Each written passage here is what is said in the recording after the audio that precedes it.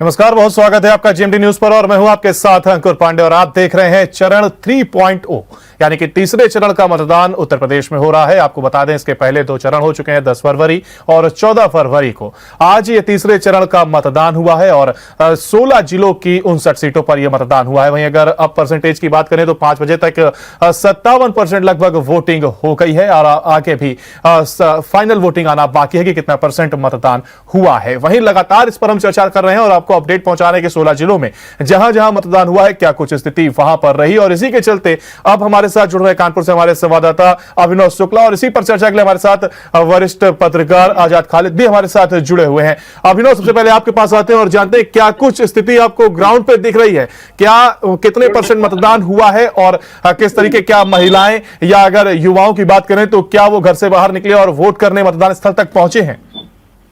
देखिए, बिल्कुल आपको बताते कि जिस तरीके से सुबह 7 बजे से जब मतदान शुरू हुआ तो सुबह से ही लोगों के जो मतदाता हैं उन्होंने घरों से निकलना शुरू कर दिया था। लोग आना शुरू हो गए थे, अपने जो बहुमूल्य मत है उसका उपयोग करना शुरू कर दिया था। हाँ, 11 बजे तक जो मतदान प्रतिशत, अगर कानपुर की बात करें तो कानपुर में जो मतदान आज 10 विधानसभा सीटों पर मतदान हुआ है और कानपुर की बात करें तो 11 बजे तक कुछ मतदान प्रतिशत कम रहा था, लेकिन उसके बाद धीरे धीरे करके मतदान प्रतिशत बढ़ा और युवा जो थे वो काफी ज्यादा संख्या में 11 बजे के बाद निकले और उन्होंने बढ़ चढ़ कर इस पर्व में हिस्सा लिया, अपने मतों का उपयोग करा है। और उसके बाद अब 5 बजे तक का अभी तक हमारे पास जो आया है वह चुनाव आयोग की तरफ से जो भी आया है उसमें जितना 53% अभी तक मतदान कानपुर में हुआ है और बाकी 1 घंटे का भी जो 6 बजे तक का जो आना होता है वो अभी तक नहीं आ पाया है। हाँ, 53% कुल मतदान अभी तक यहाँ पे हुआ है। बाकी युवा हो, महिलाएं हो, सभी लोगों ने बढ़ चढ़कर आज इस मतदान में हिस्सा लिया है। जी हाँ, तो लोगों ने तो बढ़ चढ़कर मतदान कर दिया है और रिजल्ट तो 10 मार्च को ही आएगा। लेकिन अगर बात करें जो लोग वोट डालने पहुंचे, आपके पीछे भी हमको कुछ लोग दिख रहे हैं, क्या उनसे बात कर पाएंगे और अगर मुमकिन हो तो बात करें और जाने की क्या उन्होंने सोचा था मन में जिसको लेकर के उन्होंने वोट किया, आखिर विकास के बारे में सोचा या रोजगार के बारे में, या क्या सोच करके उन्होंने मतदान किया है? बिल्कुल, जितने लोग इस वक्त हमारे साथ खड़े हुए हैं इन सभी लोगों ने सुबह आज मतदान किया है, अपने जो बहुमूल्य मत है उसका उपयोग करा है, अपने अपनी विधानसभाओं में जाकर इन्होंने अपने मतों को दिया है। कुछ लोग हमारे साथ हैं, उनसे बात करेंगे। क्या नाम है आपका? गौरव। गौरव, आपने आज अपना मतदान किया है, सीतामऊ विधानसभा में आप रहते हैं, ठीक है, क्या कुछ सोच के आपने मतदान किया है? किस तरह की सरकार आप चाह रहे हैं? जी, इस समय विकास के नाम पर ही वोट होगा, सिर्फ विकास के नाम पर ये वोट होगा। अब आप सब लोग देख रहे हैं क्या चल रहा है, जैसे महंगाई, बेरोजगारी वगैरह बहुत दिक्कतें पैदा हो गई है। इस समय अब से तो काम के नाम को वोट होगा, विकास के नाम को ही वोट होगा। ठीक, कुछ लोग और हैं। क्या नाम है आपका? गोविंद, ये बताइए कि आपने भी अपने मत का प्रयोग करा है कि क्या कुछ सोचा था आपने, क्या कुछ सोच के अपने मत को डालने गए थे? यही था कि हमारा जो आज हमारा जो प्रदेश आज है क्या शुरू बढ़ रहा है और अच्छे अच्छे काम हो रहे हैं। कोरोना टाइम में भी काफी मदद प्रशासन ने की, हमारी गवर्नमेंट ने की, उसको देखते हुए हमने उसको अपना वोट किया, अपना विकास के लिए किया और जो मदद मिली सबको लोगों को। अभी अगर कोई महिला हो तो उनसे भी बात करें और जाने कि उन्होंने, उनके दिमाग में क्या चल रहा था, आखिर क्या सोच करके उन्होंने वोट डाला है, क्या उम्मीदें उनको सरकार से या जिस भी पार्टी से उनको क्या उम्मीदें हैं कि आखिर वोट क्या सोच के देना चाहिए? बिल्कुल, महिला है हमारे साथ। क्या नाम है आपका? अनुराधा जी, क्या कुछ सोच के आज अपने मत का प्रयोग किया है? शिक्षा और बेरोजगारी के मामले में काफी आजकल के नौकरियों पढ़ाई के मामले काफी बढ़ गए, आज रोजगार की जरूरत, इसलिए मैंने अपना वोट। किस तरह की सरकार चाह रही हैं आप? हाँ, जो शिक्षा के क्षेत्र में नौकरियों को आगे बढ़ाए और बेरोजगार दूर करे। पिछले आगे बढ़ेगा तो उसी में उन्नति। 2017 से योगी आदित्यनाथ की सरकार है, भारतीय जनता पार्टी की सरकार है, लगातार कहा जा रहा है कि युवाओं को नौकरियां मिली हैं, 4.5 लाख से ज्यादा नौकरियां दी गई हैं प्रदेश के अंदर और आप कह रही हैं कि अभी तक भी युवा बेरोजगार हैं। मुझे तो नहीं मालूम किसको किसी ने आकर के, तो मुझे नहीं बताया। लेकिन लोगों की अलग अलग प्रतिक्रिया बेशक तौर पर हो सकती है। बिल्कुल बिल्कुल जी। अभिनव, लोग और हैं। क्या नाम है आपका? संजय जी, किस तरीके से आपने क्या कुछ सोच के वोट डाला है जाके आज? देखिए, हमने क्षेत्रीय विधायक सुप्रीम पंचवर्षीय योजना पे विकास करा रहा है, इसलिए मैंने क्षेत्रीय विधायक को हम देश का काम कुछ और ही कर रहा है, लेकिन क्षेत्र का विकास हमारा 3 पंचवर्षीय योजना का विधायक कर रहा है। इसलिए मैंने क्षेत्रीय विधायक को बोल दिया है। आपका क्या नाम है? धीरज कुमार पांडे हैं, रामबाग के निवासी। 5 वर्ष बहुत कम होते हैं, बहुत ही छोटा समय होता है किसी भी पार्टी या किसी भी नेता को जज करते हैं, ठीक है। तो हमने 50 वर्ष और पार्टियों को दिया, तो 5 वर्ष में और देना चाहिए। मानते हैं बेरोजगारी और शिक्षा और ये जो लॉकडाउन में सब की प्रॉब्लम आई, लेकिन उसको फेस करना पड़ेगा, क्योंकि पहले ही और चीजों के लिए फेस कर चुकी है। और नहीं किया उसको जितनी नहीं कर हमने कई लोगों से बात करी और हमने समझा कि कहीं ना कहीं लोग जागरूक हैं और बढ़ चढ़कर मतदान में हिस्सा ले रहे हैं। बने रहिए हमारे साथ देखिए वरिष्ठ पत्रकार आजाद खालिद भी हमारे साथ जुड़ गए। आजाद जी, आपसे जानना चाहेंगे किस तरीके का आप समीकरण देख रहे हैं इस बार ये तीसरे चरण का चुनाव है, क्या कुछ बताएंगे आप? देखिए, मैं तो आपको बधाई दूंगा, जितना विकास हम लोग कर रहे हैं, जितना हम बदल रहे हैं, राजनीतिक तौर पर हम जितने जागरूक हो रहे हैं, तो कोई भी नहीं हो रहा है। तो हम लोग 12वीं करने के बाद इंटर करने लगे। आप लोग पहले तो चर्चा यही होती थी कि हम ग्रेजुएशन करने के बाद, एमए करने के बाद हाई स्कूल करते हैं, पहले कुछ और करते हैं। अब हमने 12वीं करने के बाद इंटर करने का भी एक नया रिकॉर्ड बना लिया। तो चुनाव के अंदर हमारे बड़ी दिलचस्प चीजें सामने आ रही है। हमारे मुद्दों पर कितनी बात हो रही है तो आप ही जानते हैं। हमारे यहाँ एक बड़ी गंभीर बात हो रही है। हमारे यहाँ चुनाव को चुनाव समझने लगे लोग, त्योहार समझने लगे। जैसे त्योहार के अंदर हर चीज जायज होती है ना, आप कुछ भी खाइए, कुछ भी पीजिए, वो जायज होती है। ऐसी चुनाव में हर चीज जायज होती है। तुम्हारे विश्वास कह रहे हैं कि अरविंद केजरीवाल जो है वो अलगाववादियों से मिलकर देश को तोड़कर पंजाब को अलग प्रदेश देश बनाकर उसकी प्रधानमंत्री बनने का सपना देख रहे थे, प्लान कर रहे थे। कोई एफआईआर नहीं होती है, कोई कार्रवाई नहीं होती है। चुनावी मुद्दा बनता है, प्रधानमंत्री महोदय हमला करते हैं, सवाल करते हैं, लेकिन चुनावी सभा में करते हैं। कार्रवाई के नाम पर कुछ नहीं होता है। एक मुख्यमंत्री दूसरे मुख्यमंत्री के लिए, गृह मंत्री के लोग आप चिट्ठी भेजते हैं कि ये मामला गंभीर है और सेपरेटिस्ट लोगों के साथ मिलकर देश को तोड़ने की बात हो रही है। चिट्ठीबाजी होती है, कार्रवाई नहीं होती है। आप देखिए कितनी गंभीर बात है। आप देखिए कि आईपीएस जो है वो विदेशों के लिए, हिजबुल मुजाहिदीन के लिए, लश्कर के लिए काम करता है। उसका नाम अरविंद नेगी है, लेकिन कहीं नहीं नजर आती, क्योंकि चुनाव में हम लोग व्यस्त हैं। दरअसल हम लोग चुनाव की वजह से बहुत चीजें भूल जाते हैं। जैसे हम शादी ब्याह के अंदर ये भूल जाते हैं कि इस महीने की सैलरी नहीं मिली। हम त्योहार के अंदर ये भूल जाते हैं कि घर में कुछ होगा कि नहीं, हम त्योहार मनाने लगते हैं। ऐसे हम लोग हर साल में 1-2 बार आने वाले चुनावों के अंदर देश को भूल जाते हैं। हम मुद्दों पर बात नहीं करते। अभी जितनी बड़ी बड़ी बातें हो रही हैं वो आप देख ही रहे हैं, कितनी बड़ी बड़ी बातें हो रही है। कोई कुछ कह रहा है, कोई कुछ कह रहा है, लेकिन सब जो है आम देंगे, सबका एक हाल है। आप किसी को भी देख लीजिए, कोई सी भी पॉलिटिकल पार्टी को देख लीजिए, सबका एक हाल है। जनता को देने के लिए किसके पास क्या है ये जनता भी जानती है, नेता भी जानते हैं, सब लोग जानते हैं। आप ये देखें कि आज जिस तरीके की राजनीति हो चुकी है, वो राजनीति का देश हित में है। इस पर कोई मंथन नहीं कर रहा, कोई सवाल नहीं कर रहा, कोई चर्चा नहीं कर रहा। देश के लिए ये राजनीति कितनी असरदार है, कितनी फायदेमंद है, इस पर चर्चा होनी चाहिए। क्योंकि अगर नहीं, जहां तक बात है बात और वादों की, तो ऐसे में तो क्या किसी पार्टी कोई किसी से पीछे है? सभी पार्टियां चाहे पक्ष हो या विपक्ष हो, बड़े बड़े दावे करती है, आरोप प्रत्यारोप करती है कि जो ये गलत तरीके से पेश किया जा रहा है बेशक नहीं होना चाहिए, लेकिन यहाँ क्या कि कोई पार्टी किसी से कमतर नजर आती है? जिसके बयान हो या कभी कोई बोल देता है, कभी कोई बोल देता है, तो कभी वो पक्ष का होता है, कभी विपक्ष का होता है।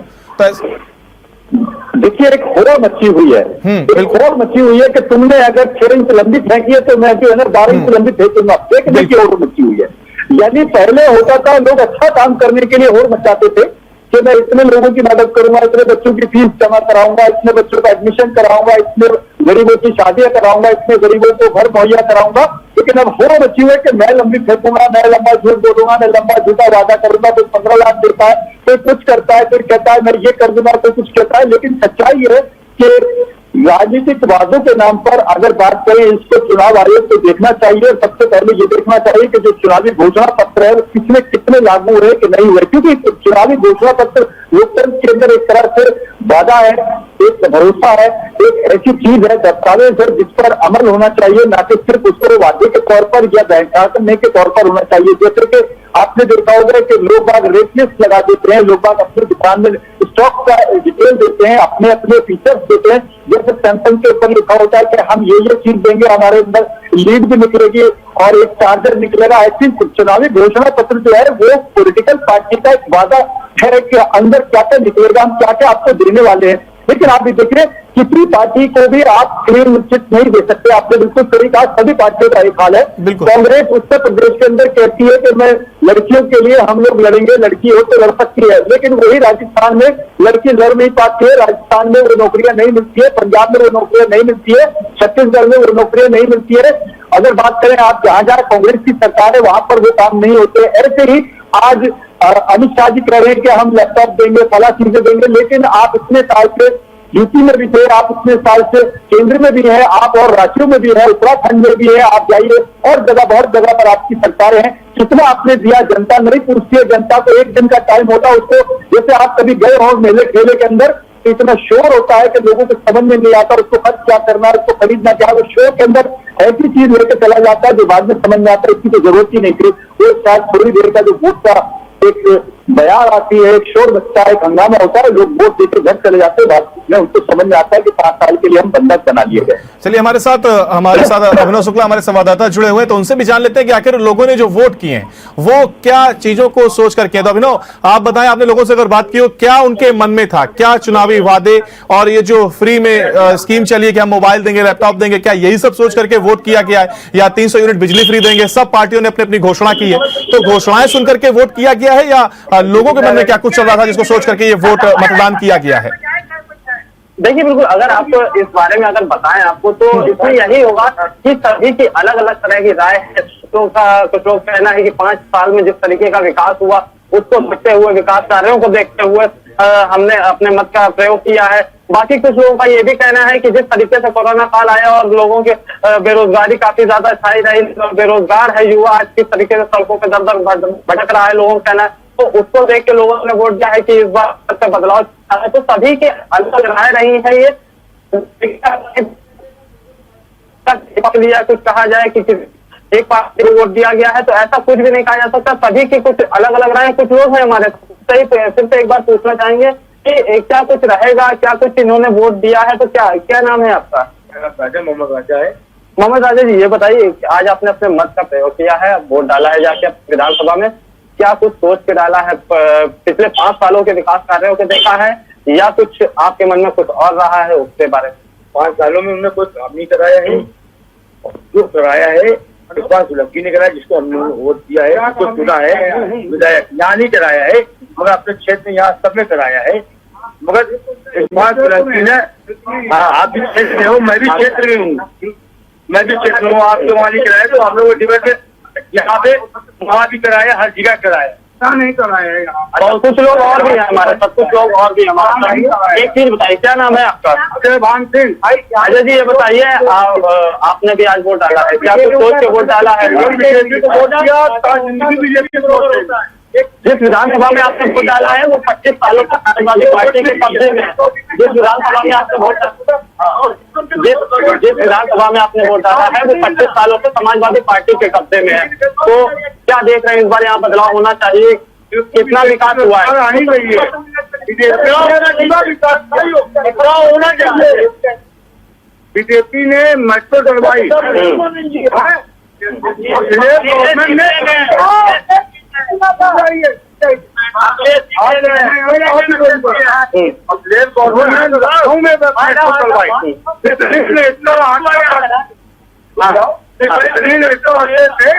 वो केवल करते थे, कानपुर में मेट्रो चल रही है।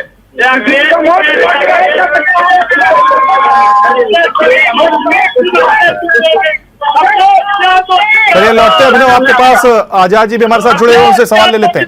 आजाद जी, आपने भी सुना, देखिए मिली जुली प्रतिक्रिया आ रही है, फिर वो चाहे विकास के कार्य की बात हो तो वो मेट्रो को गिना रहे हैं, वहीं कुछ लोग सपा की तरफ झुक रहे हैं, तो कहीं ना कहीं मिली जुली प्रतिक्रिया, इसको किस तरीके से देख रहे हैं? आखिर इस बार क्या कुछ रहने वाला है?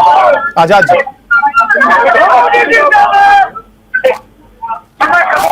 आप विकास जैसी किसी चीज का नाम ले रहे थे, और मैं आपको क्लियर कर दूं, 130 करोड़ की आबादी में कुछ हजार लोगों को ले जाने वाली मेट्रो को अगर आप विकास मानते हैं तो फिर हमें देखना होगा कि हमें आपको पत्रकारिता को दोबारा पढ़ना होगा। हम और आप क्यों मानेंगे सर, ये तो जनता की बात हो रही है।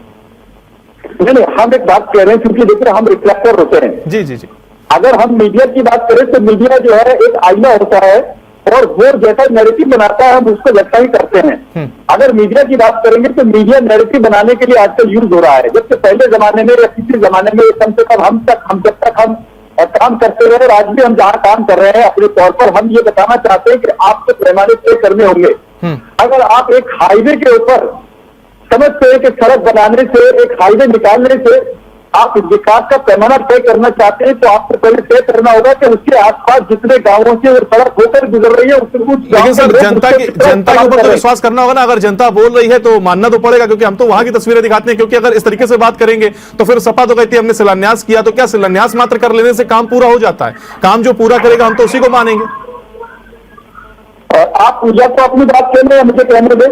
जी जी, मैं किसी सपा का या भाजपा का जिक्र नहीं कर रहा हूं, मैं आपको विकास की परिभाषा बताना चाह रहा हूं। नहीं बिल्कुल बिल्कुल आप बताएं, लेकिन मैंने बस यही कहना था। हाईवे निकलता है, अगर एक एक्सप्रेस वे निकलता है, जितने गांवों से जितनी बस्तियों से वो निकल कर जाता है, उन बस्तियों को मुआवजे के अलावा क्या मिलता है आप बता दें। आप अगर किसी पार्टी में जाते हैं और वहां पर जाकर आप होटल के अंदर 5 स्टार होटल के अंदर पार्टी को एंजॉय करते हैं, लेकिन बाद में बिल आपको देना पड़ेगा, तो आपको क्या लगता है पार्टी उन्होंने की थी या आपने की थी खुद अपनी जेब के खर्चे पर? आप तोड़ देकर जाते हैं। जिस गाड़ी का आपने लाइफ टाइम का रोड टैक्स जमा कर दिया, उसी गाड़ी को जब आप उस हाईवे के ऊपर लेके जाते हैं तो आपको टोल देना पड़ता है, हर बार देना पड़ता है। और आपका टोल अगर आपने नहीं लिया तो आपको डबल देना पड़ता है, लेकिन अगर आपको वहां पर फैसिलिटी नहीं मिलती है तो आपकी लायबिलिटी कहीं नहीं है, किसी जगह अकाउंटेबिलिटी नहीं है। और बात में जो कर रहा था उसको आपको समझना ये होगा कि जिस जगह से वो रोड निकलता है उसके आसपास सिर्फ बस्तियां है, उसके अंदर की सड़कें कैसी है, उसके अंदर की जीवन शैली कैसी है, उसके अंदर कितना विकास हुआ है। क्या आपको लगता है पिज्जा खाने वाले लोग ही इस देश के अंदर जो तरक्की कर रहे हैं? जिन लोगों को रोजगार नहीं है, जो 5 से 6 हजार को महीना चलाकर अपना घर चलाकर जाते हैं, क्या वो पिज्जा खाने जाते हैं? क्या वो उस रोड पर जाते हैं? क्या हर आदमी के पास गाड़ी है? क्या इसी को विकास माना जाता है? अगर आप ये गाड़ी चलाने वाला आदमी है जो गाड़ी चला रहा है, लेकिन जो बसों में जा रही है हजारों की लाखों की तादाद में जा रही है, क्या वो उस विकास से कहीं फायदा उठा रही है? ये हर सरकार का हाल है और सिर्फ शिलान्यास की राजनीति होती है। मैंने गाजियाबाद में देखा, मैंने पूरे यूपी के अंदर देखा कि शिलान्यास कोई करके गया, उद्घाटन कोई करने आया, लोगों के बीच में टकराव हुआ। अभी भी आपने देखा होगा जो पूर्वांचल एक्सप्रेस था उसको बाकायदा कॉर्डन ऑफ करना पड़ा कि समाजवादी वाले कहते थे हमारा काम है, बीजेपी वाले कहते थे हमारा काम है, हमारा काम है, हमारे टैक्स से हो रहा है। ये सब कुछ हमारे टैक्स से हो रहा है सर। आप देखिए जनता के टैक्स से होता है, जनता से बाद में पैसे लिए जाते हैं, टोल वसूला जाता है और जनता के पैसे से सड़कें बनती है। और सरकार की पहचान है सड़कें बनाना, सरकार की पहचान है स्वच्छ वातावरण देना, स्वच्छ पानी देना और लॉ एंड ऑर्डर को कंट्रोल करना और सड़कें मुहैया कराना। उसके लिए कोई एहसान नहीं करते हो। लेकिन आज यही बातें चुनावी मुद्दा बन गई है। आज चुनावी मुद्दा ये होना चाहिए कि शिक्षा क्या है, आज चुनावी मुद्दा ये होना चाहिए कि सड़क पर चलने वाले लोग सुरक्षित कितने हैं। आपका ये इस पर मुद्दे पर बात नहीं होती। और किसी भी पार्टी को आप देखें, मुलायम सिंह यादव कहते हैं लड़कों से गलती हो जाती है, भाजपा में आपने देखा ही है उन्नाव रेट, हाथरस रेट। कौन सी जगह ऐसी है जहां पर आपको नहीं लगता? कौन सी सरकार ऐसी है जिसमें लखनऊ के अंदर में पूरे देश पूरे प्रदेश की बात नहीं करता, लखनऊ के अंदर टीचर्स की पिटाई न की हो, छात्रों की पिटाई न हुई हो, वकीलों की पिटाई न हुई हो, चाहे समाजवादी पार्टी की सरकार हो, चाहे बीएसपी की सरकार हो, चाहे सभी पार्टियां कहीं ना कहीं बिल्कुल एक समान खड़ी नजर आती हैं इन सब कामों को लेकर के। यही वजह है कि मैं समीकरण समझना चाह रहा था, इसीलिए शायद पार्टी से कोई प्रवक्ता हमने अभी इसमें शामिल नहीं किया इस डिबेट में, और समीकरण समझना चाह रहा था कि आखिर किस तरीके की स्थिति बन रही है। वहीं अगर आगे बढ़े तो आपसे ये जानना चाह रहा था कि पश्चिमी यूपी में जैसे कि 19 विधानसभा सीटों पर यह चुनाव, उसमें फिरोजाबाद, हाथरस, मैनपुरी, एटा, आकाशगंज है, और ये 16 जिलों की 59 सीटों पर कुल मिला के तीसरे चरण का यह मतदान हुआ है। तो क्या समीकरण बनता नजर आ रहा है? आपको क्या लगता है कि क्या कुछ स्थिति डामाडोल रहने वाली है या कुछ चेंजमेंट आएगा? जनता बदलाव चाह रही है? देखिए, हम अगर इस पर बात करते हैं तो हम उस लोकतंत्र की प्रणाली का और लोकतंत्र की सुंदरता का अपमान करते हैं। ये हमारे लोकतंत्र की सुंदरता है कि जब तक पूरी तरह चुनावी नतीजे डिक्लेयर ना हो जाए, हम कोई समीकरण या कोई अगर वो करते हैं तो वो हम गलत करते हैं। ये जो ट्रेंड चला है पिछले कुछ साल से, हालांकि मैं उसमें भी रहा हूं जो हम लोग आंकड़े निकालते थे, लेकिन मैं हमेशा उसका भी विरोध करता था। हमने अगर 15 लाख की कॉन्स्टिट्यूएंसी में से 1500 लोगों के बाइट ले लिए, 15 लोगों का सैंपल ले लिया और हमने पूरी कॉन्स्टिट्यूएंसी को तय कर दिया कि रुझान इधर जा रहा है, तो ये पब्लिक के मत का, पब्लिक की राय का अपमान है। अभी हम ये कह नहीं सकते कि किधर जा रहा है, क्या समीकरण बन रहा है। समीकरण ये बनना चाहिए कि सरकार कोई भी हो, पार्टी कोई भी हो, उसको ये डर रहना चाहिए कि अगर मैं काम नहीं करूंगा तो जनता नाराज हो जाएगी, जनता कोई फैसला हमारे खिलाफ सुनाएगी। ये डर, ये भय बनाने के लिए जनता का जागरूक होना बहुत जरूरी है। उसके लिए हमारे मीडिया को ईमानदारी से काम करने के लिए अपना मन बनाना बहुत जरूरी है। केवल विज्ञापनों के आधार पर हम लोग काम करते रहे। हम लोगों ने खुद देखा है कि जिस पार्टी का हमारे पास विज्ञापन आ जाता था, हम उनसे एक बार वादा कर लेते थे कि आपके खिलाफ तो खबर हम नहीं लगाएंगे। बिल्कुल बड़ी बात आपने कही कि कहीं ना कहीं डर का रहना जरूरी है, और तब शायद जब पार्टी के अंदर डर होगा तो शायद जो विकास कार्यों में कमी रह जाती है उसको वो दूर करेंगी, और जो जनता को विकास चाहिए वो मिल पाएगा। वहीं अभिनव, आपके पास आते हैं, जानना चाहेंगे आखिर जनता किन मुद्दों को लेकर के बात करी और क्या मुद्दे उसके दिमाग में चल रहे हैं। हमारे पास समय इतना ही है, थोड़ा संक्षेप में बताएं। देखिए, अगर मेरे बताने से अच्छा अगर हम जनता से ही पूछ लें तो ज्यादा अच्छा रहेगा, क्योंकि जनता हम जनता के बीच में खड़े हुए हैं, जनता के सामने हैं। जनता खुद ही आज अपने जो वोट है उसको डाल के आई है, तो जनता ही बता देगी क्या कुछ मुद्दे हैं। क्योंकि जिस विधानसभा सीट पर हम खड़े हुए हैं वो लगभग 25 सालों से समाजवादी पार्टी कब्जे में है। पहले इस वक्त इरफान सोलंकी है यहाँ के विधायक, उसके पहले 10 साल तक उनके पिताजी रहे हैं हाजी मुताज सोलंकी। तो अब जो सलील बिश्नोई है भारतीय जनता पार्टी से, यहाँ पे जो जनता है, जनता के ही लोग हैं, उनसे ही बात करें। क्या नाम है आपका? अभिलाष, ये बताइए, आज आपने वोट दिया है, क्या कुछ सोचा है, क्या कुछ मुद्दे आप लोगों के हैं? हमारे जो मुद्दे हैं, राम मंदिर का मुद्दा था सबसे पहले, सुरक्षा का मुद्दा था। तो जितनी सरकारी चल रही है हमारी डॉन की सरकार में, जो केंद्र की सरकार है, जो और उसमें सुविधाएं से नहीं चल रही है, जो बीजेपी सरकार दे रही है कोई सरकार नहीं दे सकती कोई। और इसमें जो 25 साल का सूखा चल रहा है इस बार, अभी तो बहुत से लोग बोल रहे हैं, मैं सब भाई हमारे, मैं किसी की बात से नहीं करता हूँ, लेकिन इतना बोलूंगा कि 10 तारीख के बाद ये भाई लोग मुंह नहीं दिखाएंगे हमारे। हाँ, अभिनव, समय की कमी, हमारे पास इतना ही है। तो देखिए, मिलीजुली प्रतिक्रिया सामने आ रही है, और ये देखा जा रहा है कि लोग विकास को फिर चाहे राम मंदिर हो या मेट्रो, लोग मुद्दा बना रहे हैं और इसको विकास का नाम दे रहे हैं या कहीं विकास कर रहे हैं, अपने हिसाब से उसको डिस्क्राइब कर रहे हैं। तो आपने देखिए हमारे साथ जुड़ने के लिए अभिनव शुक्ला बहुत बहुत शुक्रिया आपका। आजाद खालिद जी, आपका बहुत बहुत शुक्रिया हमारे साथ। तो आपने बड़ी बात कही, आपने उनको भी सुना कि डर रहना, यानी बड़ी बात यह कि लोगों के मन में डर रहना, और साथ ही साथ जो पार्टियां हैं उनके मन में यह डर होना चाहिए कि अगर वो सरकार में आती हैं और काम नहीं किया जाएगा या विकास कार्य नहीं किए जाएंगे तो सत्ता पलट भी सकती है, और यह डर विकास कार्य को शायद अच्छे से कराने में मददगार साबित होगा। फिलहाल हमारे इस कार्यक्रम में इतना ही। बाकी की तमाम जानकारियों के लिए आप बने रहिए जेएमडी न्यूज के साथ। नमस्कार। अगर आपको हमारा वीडियो पसंद आया हो तो हमें लाइक करें, सब्सक्राइब करें और ज्यादा से ज्यादा शेयर करें, और हाँ, बेल आइकॉन दबाना ना भूलें ताकि हर खबर का अपडेट आप तक पहुंचे तुरंत। आप हमें इंस्टा, ट्विटर और फेसबुक पर भी फॉलो कर सकते हैं। हमारी आईडी है @JMD News।